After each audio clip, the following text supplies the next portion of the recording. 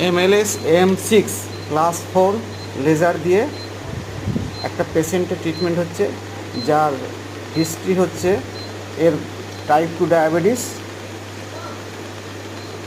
এই ডায়াবেটিস পেশেন্টের বহু রকমভাবে চিকিৎসা হয়েছে আগে, কিন্তু এখন লেজারের মাধ্যমে এই চিকিৎসাটা চলছে।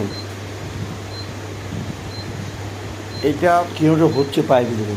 হ্যাঁ, MLS M6 ক্লাস 4 কিরকম হচ্ছে? রোবোটাইজ হ্যাঁ। লেজারের মাধ্যমে কিরকম হচ্ছে? একটা হচ্ছে না? ডায়াবেটিস ভিতরে টাইপ একটু 2 ডিএম সামান্য বুঝতে টাইপ পারবে 2 ডিএম অসুবিধা হচ্ছে আমার কি অসুবিধা, পায়ে। কি অসুবিধা বলো? MLS M6 ক্লাস 4 রোবোটাইক্স লেজারের মাধ্যমে কোনো অসুবিধা হয় রোগীর পা সেবা করা চলছে। করছে?